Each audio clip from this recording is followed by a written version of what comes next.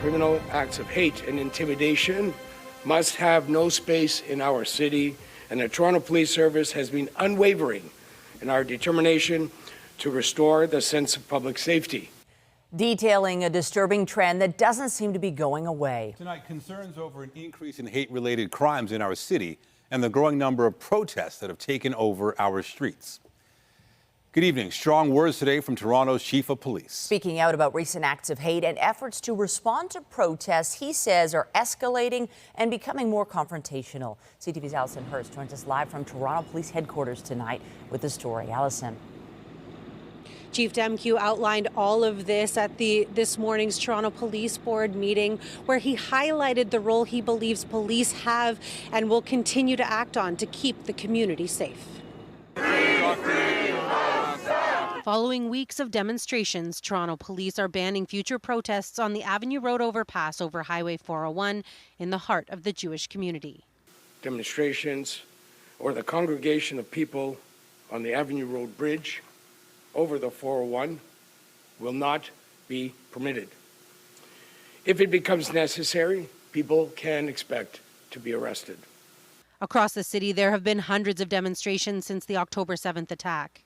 Toronto police have managed an unprecedented 308 protests and demonstrations that are escalating and becoming more confrontational, creating significant public safety concerns. Chief Myron Demkew told the police board anti-Semitic hate crimes accounted for the most of any other category last year, and they'll be leaving their command centers in the Bathurst and Shepherd and Bathurst and Glencairn areas. We're a small population. We're less than 4% of the population here in Toronto, and yet we were targeted by 37% of all hate crime in the city last year. That's an alarming rate. A recent example, the arson at the Jewish-owned deli in North York. City councillors have since called on Ottawa to investigate it as terrorism. Hate is escalating in our city, and we're very grateful to police for the resources they've deployed to address this concerning trend. Following a protest on Sunday near Queen and Bay, Toronto police arrested a 41-year-old for allegedly carrying a flag of a listed terrorist organization. He faces a charge of public incitement of hatred.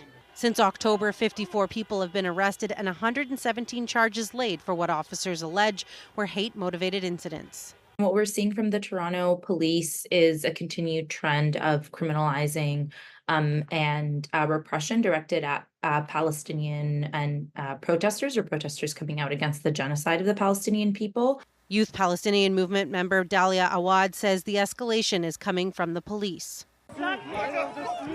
She points to the December 10th arrest of a protester that appears to show an officer with his knee on the suspect's neck, a claim Toronto police deny. The lack of safety for these protesters is because of the increased policing and the police's intention to criminalize these protests. Police say last year there were 35 reported anti-Muslim Palestinian Arab hate crimes compared to 12 the year before.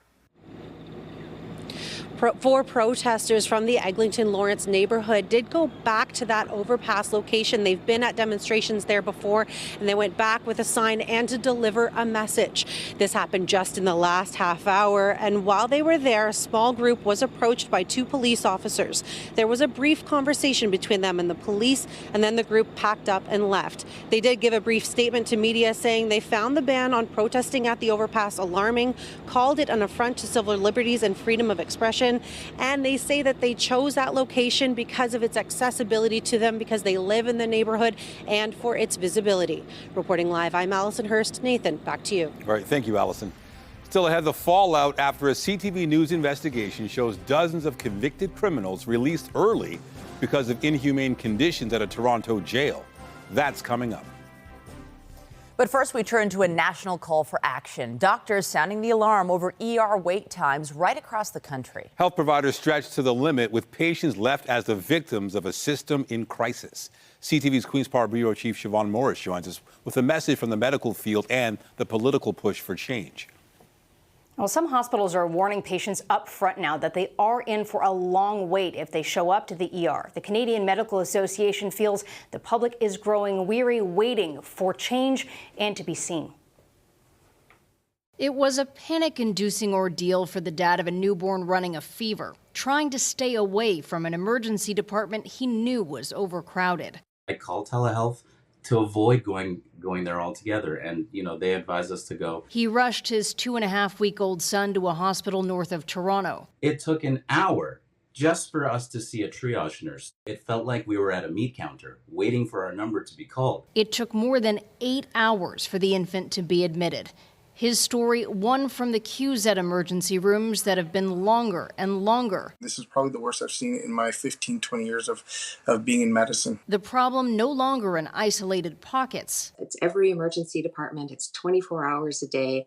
And the challenges are not getting better. 1 in 5 Canadians don't have a family doctor, so they're leaning on hospitals, where the waits in some parts of the country can be as long as 20 hours. We need to have more capacity, particularly in staffing. Covering staff shortages when people are ill right now is a tremendous challenge. A spokesperson for Ontario's Minister of Health says the province is adding a record number of nurses, spending tens of millions more to address staffing shortages.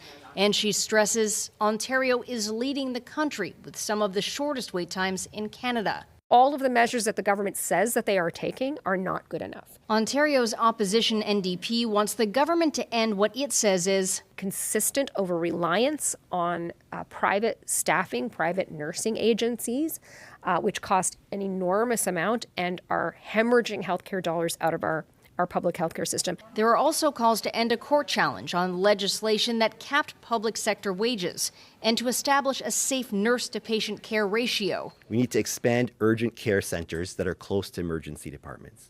We need to expand virtual urgent care to speed up access to medical help. The NDP wants the government to recall the legislature more than a month early to deal with some of these issues, and there's no indication the government will follow through with that. Reporting live from Queen's Park, I'm Siobhan Morris. Nathan and Michelle, back to you. All right, thank you, Siobhan.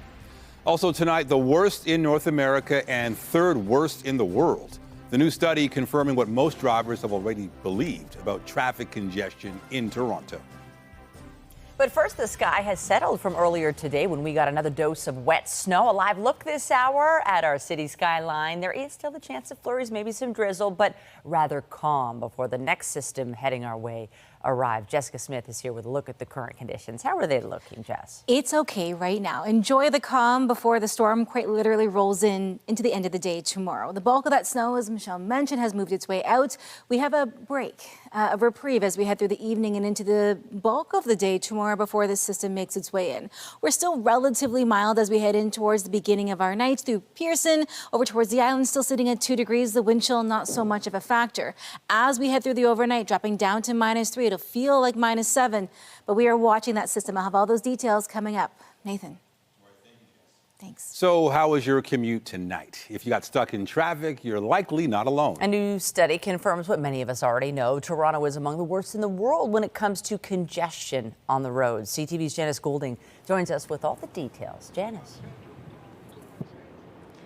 Hi, Michelle. Yes, you could forget LA or New York City. Toronto is the worst city to get around in North America. And I can tell you, people are pretty frustrated. If you do any driving in Toronto, the findings of a new traffic congestion study probably won't come as a shock. It's bad. Horrible, horrible. It doesn't surprise me that Toronto's ranked number 3 in the world in terms of congestion. I've driven in a lot of cities around the world, and Toronto is pretty bad. In fact, according to the TomTom Traffic Index, which looks at traffic trends in nearly 400 cities on 6 continents, the worst traffic congestion exists in London, England, which took the top spot. Dublin, Ireland was in second place. Toronto, Canada rounded out the top 3, with Milan, Italy, and Lima, Peru coming in 4th and 5th, respectively. Tom Cruise has commented on how hard it is to get around this city. Professor Matti Simiaticki from U of T says anyone who drives in the city knows how hard it is to get around. We are stuck in gridlock. We're doing construction everywhere. Then there's more cars on the road as more people move to our region. And we just haven't been able to build enough public transit or provide people enough other alternatives. The TomTom study found, in fact, that while it takes around 37 minutes, 20 seconds to travel a typical 10 kilometers in London and 29.5 minutes to travel the same distance in Dublin, it takes 29 minutes in Toronto. We're doing construction everywhere all at once. That's creating localized gridlock. And then there's just the bigger issue. We have a series of highways that have no road tolls on them, like in many other cities. That means that you have more people using them. The past 3 months was terrible because of the pylons and all the construction and all that. It gets tough at times. The construction is definitely a big impact. And it's worse during rush hour. In the mornings, the average travel speed is 19 kilometers per hour, meaning it takes 31 minutes to travel 10 kilometers. In the evenings, it's even slower. Travel speed drops to 17 kilometers per hour, and it takes 35 minutes to move 10 kilometers. It's only got worse and worse. The drives turn from an hour to 3. Toronto is a very busy city, especially at this time of day. Moreover, the study estimates the average time commuters lost annually in Toronto traffic during rush hours last year is 98 hours, or more than 4 days of their lives. And that's nearly 7 hours longer than the year before. The worst day and time to travel? Well, that would be Wednesday between 5 and 6 p.m. when it takes, on average, 38 minutes to travel 10 kilometers. Reporting live, I'm Janice Golding, and now back to Nathan. All right, thank you, Janice. A transport truck and another vehicle were left lying on the roadside after a collision this afternoon on the 401 in Whitby. It happened in the westbound lanes near Thixon Road. Thankfully, only minor injuries were reported. 2 right lanes are blocked, causing traffic slowdowns in the area. Police have said to expect delays during the cleanup. Meantime, Toronto police are trying to track down the occupants of this vehicle that crashed in Riverdale early this morning. Emergency crews responded to the scene near Carlaw and Danforth at around 4:40 a.m. They say the people in that SUV fled. A traffic light was knocked down and lanes were closed for a few hours for repairs and the investigation. Really fortunate. It was in a big open area. Unfortunately, it was underground. And 3 people were transported to hospital for health checks after they were exposed to toxic gas at a condo construction site. It happened this morning on Esther Shiner Boulevard near Leslie and Shepherd. Workers were mixing epoxy in the underground parking, and a chemical reaction released hazardous gas. The chemicals were brought outside to air out. The Ministry of Labor has been advised. Toronto property owners are still digesting news of a major tax increase being proposed by City Council. A whopping 10.5% hike is a tough pill to swallow. But how does our city compare with our neighbors to the west? CTV's Beth McDonnell joins us live with that story. Beth. Nathan, Toronto's proposed property tax is higher than what was approved in Mississauga and Brampton. If you own a home in Toronto, it's likely you paid less than your Mississauga counterparts last year in a tale of 2 cities, 2 of the province's powerhouses with very different tax bills. In 2023, a home valued at nearly $700,000 in Toronto racked up around $4,600 in taxes, while a home in Mississauga with the same value was billed around $6,100. But that could soon change. With Toronto's mayor saying it's time to fix the financial mess, a $1.8 billion shortfall, the city is proposing a 10.5% increase, costing the average homeowner $372 more this year. And if the feds don't come through with money for asylum claimants, that could spike to 16.5%. For 36 years, my mother kept the taxes reasonable and made an economic powerhouse. When business owner and son of former Mayor Hazel McCallion looks at Toronto's numbers, he sees an opportunity for Toronto businesses to come to Mississauga. We want to make it certain that they're going to be sustainable, property taxes reasonable, and well-spent value for money taxes. Although each city's property taxes cover different services, Toronto's proposed tax increase for 2024 is higher than Mississauga's. Although each city's property taxes cover different services, Toronto's proposed tax increase for 2024 is higher than Mississauga's. Mississauga's proposed hike, combined with Peel Region's increase for 2024, is over 7%, costing the average owner $400 more this year. Brampton's rate is also combined with Peel. People there could pay around $360 more. People we spoke with about Toronto's increase either seem to fear it. It's really bad for the renters, and if they raise the salary, and then it'll be covered. But really sad to hear that. These are major percentage points that you're taking out of people's everyday lives. or accept it. I'm fine with the ketchup. It's difficult for a lot of people, but it's necessary to get Toronto out of the red. The city says people can weigh in about these proposed property tax increases through telephone town halls, which will include the mayor and budget chair, as well as in-person consultations in North York, Etobicoke, Scarborough, and at City Hall in January. Reporting live, I'm Beth McDonnell. Now back to Nathan. All right, thank you, Beth. Toronto police have arrested a 12-year-old boy in connection with a stabbing last night in the East End.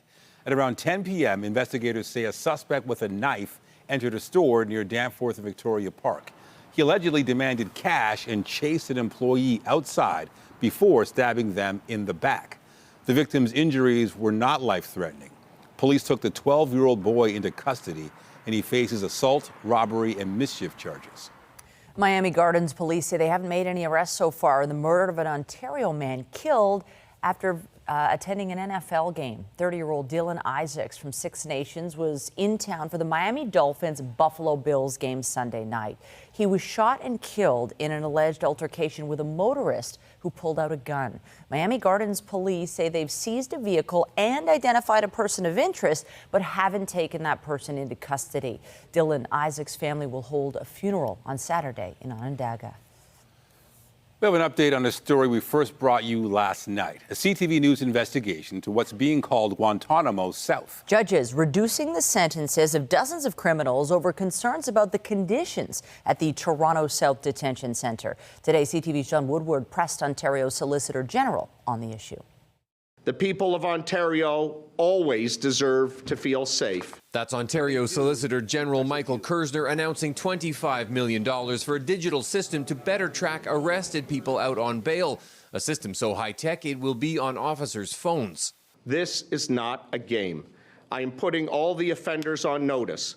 If you do not abide by your bail conditions, the police will find you and put you back in jail. Oftentimes that jail is the Toronto South Detention Centre, known as Guantanamo South, where judges have found inmates experienced before their trials continuous and frequent lockdowns, cells infested with ants, cockroaches and spiders, an infestation of mice as well as silverfish, prompting judges to reduce their sentences on conviction by as little as a few days to as much as 2 years, an action that demonstrates the court's condemnation of these conditions.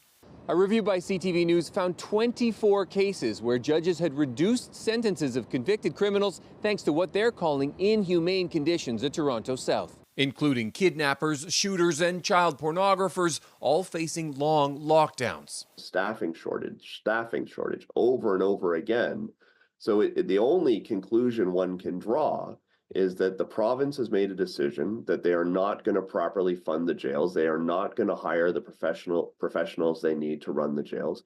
And the people that are in there are going to suffer. What good is money here on the front end of the justice system if in the back end at the prisons, we're not spending the money to keep them there? What I can tell you is that we have exceptional people who are correctional officers and everyone that keeps the correctional system safe. The government says it's hired hundreds of guards. A disgusting cesspool. Lawyers say they've not seen much change. You can't have on one hand wanting to jail people, make it harder to get bail, but then keep putting them in an institution that is known to be inhumane. Because records show they'll just get out sooner. John Woodward, CTV News. The Toronto Public Library has continued operating despite the impacts of a cyber attack last year on its online services. We're now learning about some of the steps staff have taken while the institution recovers.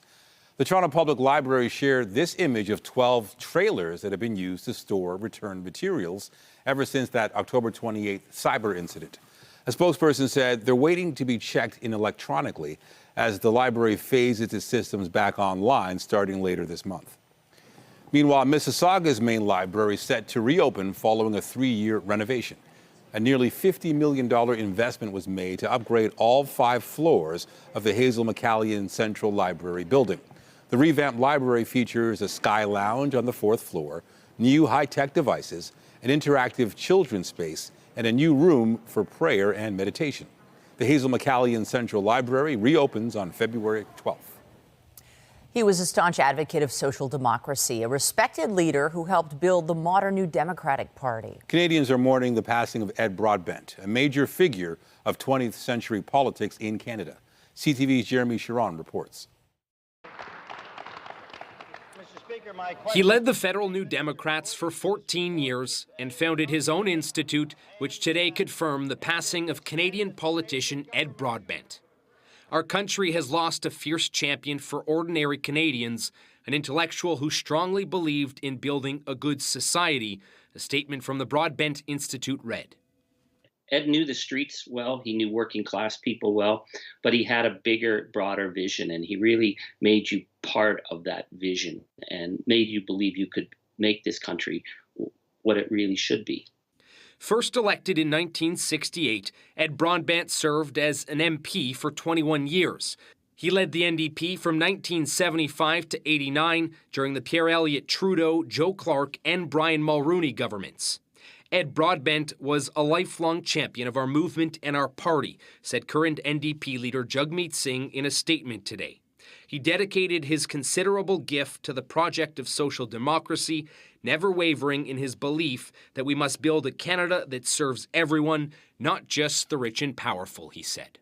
Anytime we needed help with anything in any campaign, whether it was to show up for a tour event, for a leaders event during a campaign, or whether it was to give advice or anything like that, he always was ready to do what needed to be done. Broadbent received the Queen's Jubilee Medal for his contributions to Canadian politics and democracy, equality for women, and for disadvantaged persons. He was also passionate about Indigenous rights, eradicating child poverty, and tax equality. His fight for Indigenous rights, his fight against poverty, his fight for worker rights. He really framed this conversation that the nation had to look after its people. Broadbent is also being remembered for his advocacy for justice, equal rights, and democracy in Canada and abroad.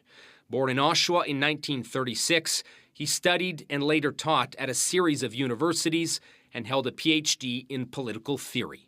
Ed Broadbent was 87. In a statement tonight, Prime Minister Justin Trudeau said that Canada is better off because of Ed Broadbent's selfless service, adding that he leaves behind an incredible legacy. Jeremy Sherrill, CTV News, Ottawa. Toronto's mayor is also paying her respects. The commitment he made in the House of Commons right through the 80s, when I was just becoming politically active, I said, wow, here's someone that can talk about ordinary Canadians, yet with passion and with intellectual rigor, but always very gentle, very respectful, very collaborative. He believes in democracy. And that's where I learned what it means to be a social democrat. In his most recent book, Broadbent said, to be humane, societies must be democratic. And to be democratic, every person must be afforded the economic and social rights necessary for their individual flourishing. Canada's finance minister confirmed today federal officials have met with Honda about a new potential EV plant, perhaps in Ontario. There were various meetings with Honda by officials across the government. I had a meeting with Honda, and it's a company that has been a very important investor in Canada, an important provider of great jobs. That's a very important relationship, and our work with them is ongoing. There have been reports the Japanese automaker is looking at building an $18.4 billion electric vehicle and battery plant in Canada. One of the possible sites is said to be Alliston, Ontario, next to an existing plant. The Crown is seeking more than 25 years in prison for an RCMP or former RCMP official convicted of breaching Canada's secrets law. The first of a two-day sentencing hearing for Cameron J. Ortis was held in Ottawa today. He led an RCMP group that focused on classified information related to cyber criminals, terror cells, and transnational criminal networks. Ortis pleaded not guilty to revealing information to 3 individuals of interest to police in 2015 and trying to do so in a 4th instance. In The Hague today, South Africa laid out its allegations against Israel at the World Court. It's accusing the Jewish state of violating the Genocide Convention in Gaza while it attempts to eradicate Hamas militants. CTV's Judy Trin reports. At the International Court of Justice, South Africa argued Israel is committing genocide as it carries out its war against Hamas. Israel's special genocidal intent is rooted in the belief that, in fact, the enemy is not just the military wing of Hamas, but is embedded in the fabric of Palestinian life in Gaza. As evidence, South Africa quoted Israel's government leaders. Heritage Minister Amichai Eliyahu said that Israel must find ways for Gazans that are more painful than death. It detailed the suffering of Palestinians and described the destruction of homes and hospitals. Israel has deliberately imposed conditions on Gaza that cannot sustain life. More than 2 million Palestinians have been displaced, squeezed into designated zones Israel says it won't strike. But they're not safe from disease and starvation. Outside the court, Palestinian supporters rallied and watched. I'm here today in support for Palestine and that they finally get the justice served. While Israel's supporters marched. Hamas is committing crimes against humanity every day that my brother and the rest of the hostages are there. And no one is talking about it. Prime Minister Benjamin Netanyahu called the proceedings twisted and said Israel is doing everything it can to avoid harming civilians. It will take years to fully prosecute the case, but South Africa is pleading with the World Court to impose a ceasefire immediately. Tomorrow, it's Israel's turn to defend against the allegations. Judy Trin, CTV News, Ottawa. The Federal Aviation Administration has launched a formal investigation into the Boeing 737 MAX 9 aircraft. It is the type of plane in which a cabin door plug blew off an Alaska Airlines flight last Friday. The FAA then grounded more than 170 jets installed with the same panel. The regulator says it hopes to determine if Boeing failed to ensure completed products conformed to its approved design and were in a condition for safe operation. In New York, closing arguments were made today in the civil fraud case against Donald Trump. We've proven this case so conclusively. We've asked for a directed verdict many times. They don't have any facts. They don't have any evidence against us. Millions and millions of pages, years of litigation, and all politically motivated.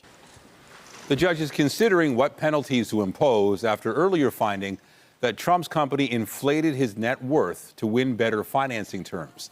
The New York Attorney General seeking nearly $370 million and to ban the former U.S. president from the state's real estate industry.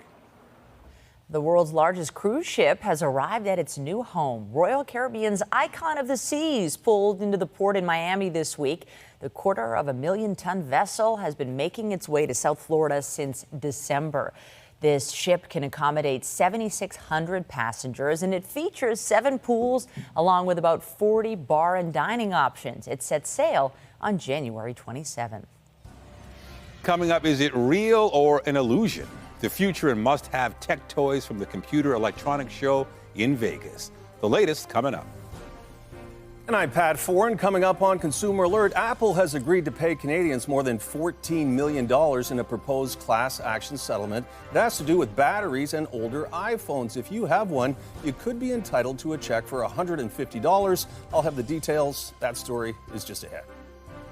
Just in time for the weekend, another major weather maker. This one staying more snow and prompting some special weather statements and some storm watches. Not quite for the GTA just yet, but it is likely on the way. Coming up, I'll have a full look at your long-range forecast to help you map everything out. And stay with us. We have another full night of great programming for you right here on CTV.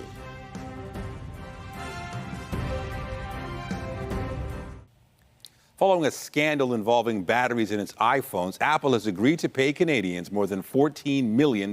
Under a proposed class action settlement, if you own an older iPhone or you can prove that you did, you could get a check in the mail. Pat Forn explains on today's Consumer Alert. Pat. Thanks, Michelle. And Nathan, it was known as Batterygate. The allegation was that Apple slowed down the operation of its iPhone so you would buy a new one. Well, Apple has admitted no fault. If you had an iPhone 6 or 7, you could be entitled to $150.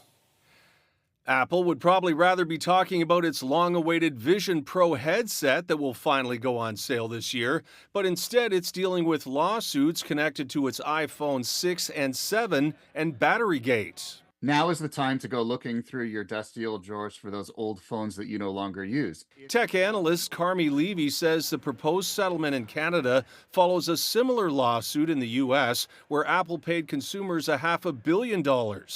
This was a global issue, and unfortunately for Apple, it's going to have to write a lot of checks to settle it. Under the iPhone power management class action, Apple will pay Canadians up to $14.4 million. Consumers will get $150 per affected phone. It's for anyone who owned an iPhone 6 or iPhone 7 who downloaded a new version of the iOS operating system before December 21st, 2016. Apple faced lawsuits after revealing software updates could slow down performance speeds on older phones. Some customers complained Apple was purposefully and knowingly releasing software updates that slowed performance speeds. However, in the settlement, Apple claimed that was not the case. As part of this resolution, Apple has denied any allegations that it deliberately slowed the devices down in order to force consumers to buy new ones. And of course, it assumes no fault here. The settlement must be approved by the BC court at the end of the month. If it is, consumers will have to fill out a claim form with their older iPhone serial number, something many people may no longer have. You've either got to have the phone itself or records showing that you own the phone with that particular serial number. If you traded it in and didn't record that serial number, or you sold it and didn't hold on to that information, you may be out of luck. CTV News reached out to Apple Canada about the proposed settlement, but did not receive a response. And if you had an iPhone 6 or 7, but it's long gone because you sold it or traded it in, you might be able to find the serial number on an old contract or phone bill. It may be worth looking into for $150. On your side, I'm Pat Foran. If you have a consumer story idea, email us at alert@ctv.ca. To the forecast, I'd say right now things are comfortable, but. Now, this week, we had a couple of storms to start the week, then earlier today. Yeah. But this next storm that's coming comes with colder temperatures. It does. It literally hits different. The one earlier in the week was like a Texas low. So that one became more of a rain event. We saw that transition take place very early, but this one, it is going to be cold, and it's going to come with a lot more snow. Weather is brought to you by Train, the most reliable heating and cooling brand. It's hard to stop a train. Now, there are a number of things going on with our forecast. Through the prairies, there is cold, polar Arctic air that will eventually make its way towards us, but we have to get through this storm system first. We saw that light flurry activity early on, maybe 2-ish centimeters throughout the GTA, but for the most part, we are clear. We're done for now when it comes to the active weather. We're sitting at 2 here in the city, but the further north, they're already experiencing that cool down. It's coming for us eventually. As we head through the evening, -3. It'll feel like -7. East of us, they're looking at those double-digit wind chill kind of values. Getting into the day tomorrow, again, we are still above seasonal. We'll be at +1 with the wind chill feeling like -6. We might even see just a hint of sunshine in the morning before cloud cover comes in. The bulk of this system doesn't hit until Friday night, so we will get through our morning commutes and our evening commutes pretty good, all things considered. There's that first system that brought the snow. It moves out, and there it is. It comes in fast and furious as we head into our Friday night, and it's the rate of snowfall, 2 to 5 centimeters per hour as the storm begins right around 7 p.m. and then carries us through the overnight. Again, tonight, not so bad, just some cloud cover out there, a little bit of sunshine perhaps early on tomorrow, and then it's just a cloudy day. This really becomes an issue as we head in towards around 7:30. Widespread flurries, very wet, very heavy snow. Through midnight and into the early morning hours, we could see a little transition over to rain, and then it just turns back into lake effect flurry activity. With this also comes really strong wind gusts. Friday night, they could top out at maybe 70, 80 kilometers an hour in some parts of southern Ontario. Getting into Sunday, just more lake effect snow. So this is kind of a multi-day event. Behind the system is significantly cooler air. That cool air in the prairies, it's on its way for us.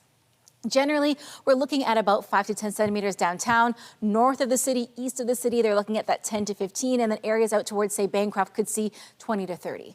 Temperature-wise, still very mild into the day tomorrow. Our Saturday, again, we're right at that seasonal mark. It's not until Sunday where we see that colder air really start to push in, the chance of maybe a little freezing. And then as we get in towards next week, your Monday, Tuesday, Wednesday, the sunshine finally returns, but it is going to be cold. Those are daytime highs before you factor in any kind of a wind chill. So the weekend, bundle up for the snow. Next week, it's going to be the cold. Nathan. All right. Thank you, Jess. Well, if the colder weather hasn't finally made it feel like winter, maybe this will. Reservations are now open for the 20-year anniversary of Winterlicious. The celebration of Toronto's culinary scene will see more than 200 participating restaurants offer special menus at fixed prices. Three-course meals will range from $20 to $55 at lunch and $25 to $75 for dinner. Winterlicious runs from January 26th through to February 8th. You can find a complete list of restaurants on the city website. Also tonight, the 2024 People's Choice Awards will have a Canadian host. Simu Liu takes the reins as the nominees are revealed. We'll tell you who's leading the pack just ahead. Can't make a meeting or be there in person for a special event? The solution may be found at the Consumer Electronics Show in Las Vegas. As it is with all kind of holographic technologies, it's always an optical illusion, so it's your brain which is fooling you. Same works for this technology. A Dutch company is showcasing this HoloBox. It creates the illusion of a 3D projection or hologram because of the light behind the transparent 4K screen. HoloConnects offers pre-recorded videos as well as live broadcasts directly from a recording station to the HoloBox. For example, companies that want to reduce travel but attend an event can still present their speakers without going anywhere, as long as there's a HoloBox at the other end to see it. YouTube has unveiled a new tool to help users find first aid information in an emergency. Perform CPR while you await for emergency personnel to arrive. YouTube worked with Mass General Brigham Hospital and the Mexican Red Cross to make videos on topics like performing CPR and stopping bleeding. They'll now appear in first aid information shelves pinned to the top of search results. With some less than reliable health information also available online, YouTube says it's highlighting advice from, quote, authoritative health organizations. We're getting a first look at an upcoming biopic telling the story of a Grammy-winning music career and a life cut short. Amy Winehouse.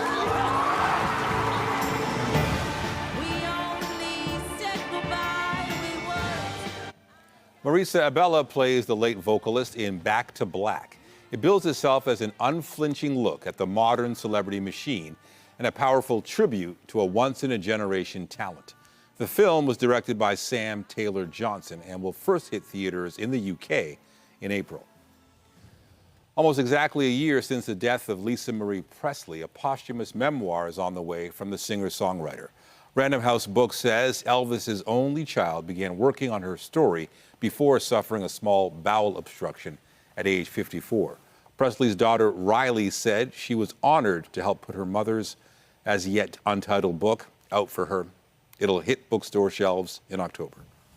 The nominations are out for the 2024 People's Choice Awards.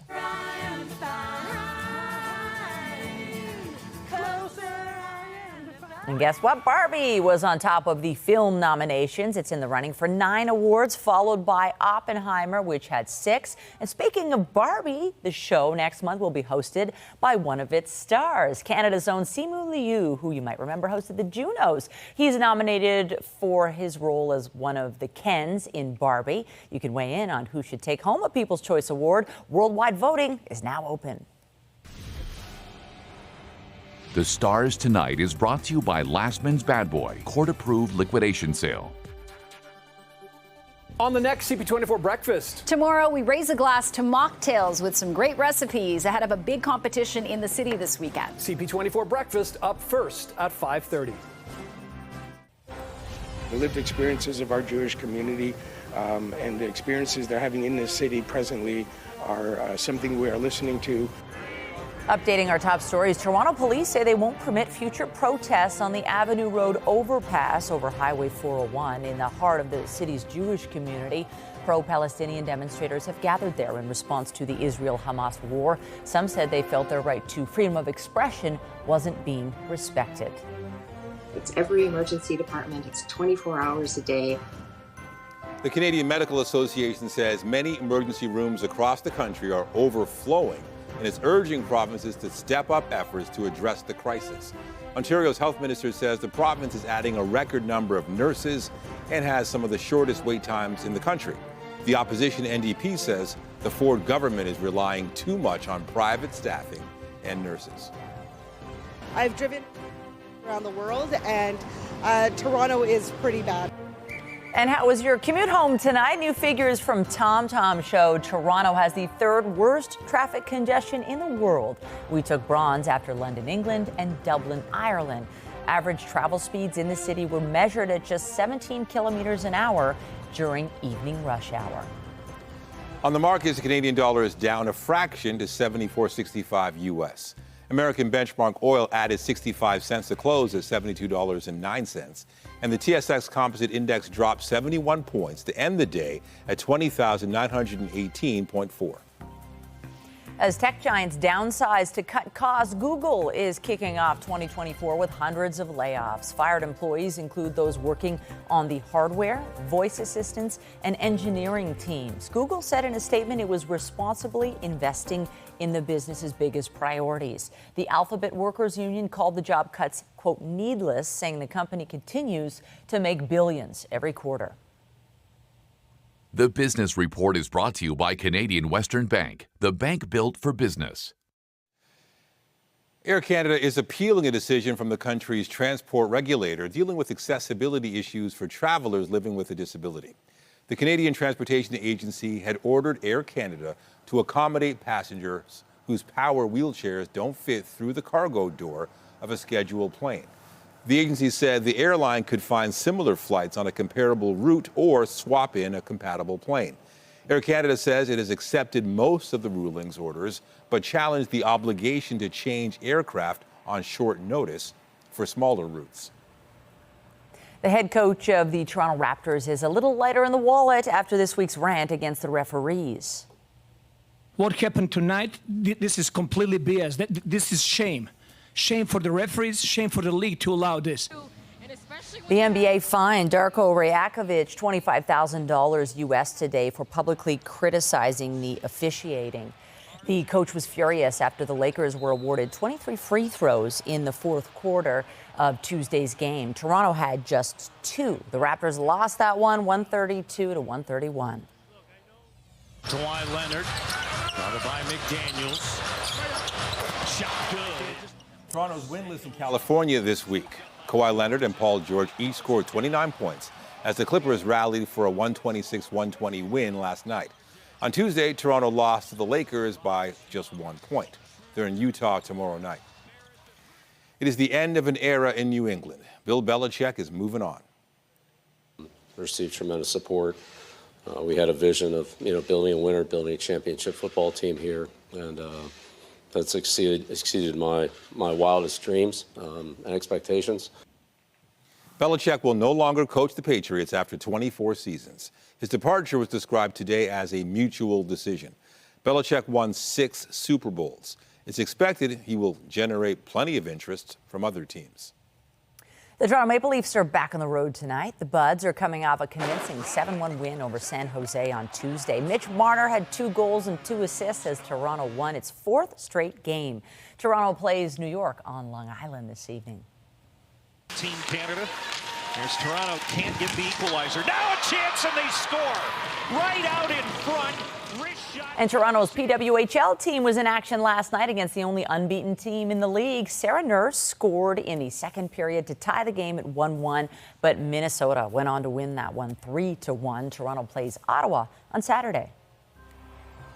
Just ahead, adorable, playful, and filled with lots of energy. The Toronto Zoo releases new video of its 2-week-old white rhino.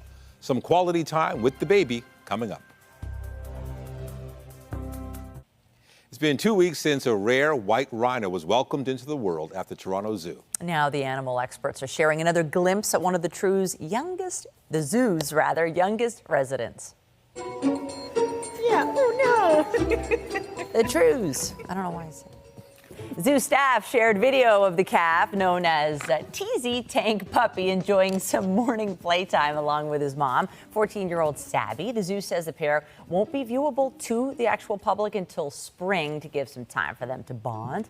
There are fewer than 16,000 white rhinos left in the wild. Right. I love this. That was me, Chuckle. This is your favorite story of the day. It is. I'm just so distracted by that little. I love when the zoo sends video of their new little additions. Distracting us from the weather that is to come.